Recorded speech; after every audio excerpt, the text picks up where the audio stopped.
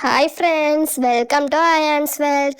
இன்னைக்கு நம்ம காலிஃப்ளவர் 65 எப்படி ஃப்ரை பண்ணுறதுன்னு தான் பார்க்க போகிறோம். அதுக்கு ஒரு பவுலில் 1 கப் கார்ன்ஃப்ளவர், 1/2 கப் மைதா மாவு, 1/4 கப் அரிசி மாவு, ஒரு டீஸ்பூன் சிக்கன் 65 மசாலா, தேவையான அளவு உப்பு, 1 டீஸ்பூன் மிளகாய்த்தூள், 1/2 டீஸ்பூன் கரம் மசாலா, 1/4 டீஸ்பூன் மல்லித்தூள், 1/2 டீஸ்பூன் இஞ்சி பூண்டு பேஸ்ட் சேர்த்து நல்லா மிக்ஸ் பண்ணிக்கிறேங்க. நல்லா மிக்ஸ் ஆகட்டும்.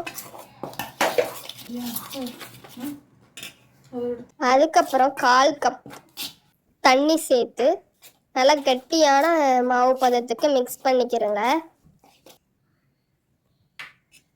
இது தண்ணியாக மிக்ஸ் பண்ணிட்டீங்கன்னா அப்புறம் காலிஃப்ளவரில் மசாலாலாம் ஒட்டாது, எண்ணெயிலேயே பிரிஞ்சிரும். இது கொஞ்சம் கட்டியாக மிக்ஸ் பண்ணிக்கிறோங்க. அதுக்கடுத்து நம்ம சுடுதண்ணியில் போட்ட காலிஃப்ளவரை எடுத்து போட்டு மிக்ஸ் பண்ணிக்கிறலாம். நல்லா மசாலாவோட நல்லா மிக்ஸ் ஆகிற அளவுக்கு நல்லா பெரட்டிக்கிறேங்க.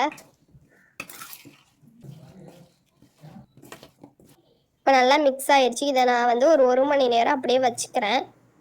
கொஞ்சம் நேரம் இருக்கட்டும். அதுக்கடுத்து ஒரு கடாயில் எண்ணெய் சேர்த்து நம்ம காலிஃப்ளவரை பொரித்து எடுத்துக்கலாம். மீடியம் ஃப்ளேமில் வச்சு பொரிச்சுக்கோங்க. லோ ஃப்ளேமில் வச்சிங்கன்னா நிறைய எண்ணெயை காலிஃப்ளவர்லாம் உறிஞ்சிடும். அதனால் மீடியம் ஃப்ளேம்லேயும் வச்சு நல்லா பொரித்து எடுத்துக்கிறோங்க. திருப்பி திருப்பி போட்டு நல்லா ஃப்ரை பண்ணுங்கள்.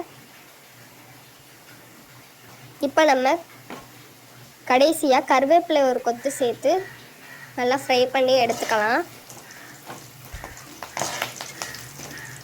நம்ம சேனலில் இந்த மாதிரி ரெசிபி வீடியோஸ்லாம் நிறைய வரும். உங்களுக்கு என்ன ரெசிபி வீடியோஸ் வேணும்னு கமெண்ட் பண்ணுங்கள். நம்ம சேனல் லைக் பண்ணுங்கள், ஷேர் பண்ணுங்கள், சப்ஸ்கிரைப் பண்ணுங்கள். இப்போ நம்முடைய காலிஃப்ளவர் நல்லா கிறிஸ்பியாக ஃப்ரை ஆயிடுச்சு. நல்லா மொறுன்னு இருக்கும். நல்லா டேஸ்ட்டாக இருக்கும். குழந்தைங்களுக்கு நல்லா விரும்பி சாப்பிடுவாங்க. செஞ்சு கொடுங்க. ஈவினிங் ஸ்நாக்ஸாக கூட நம்ம செஞ்சு கொடுக்கலாம்.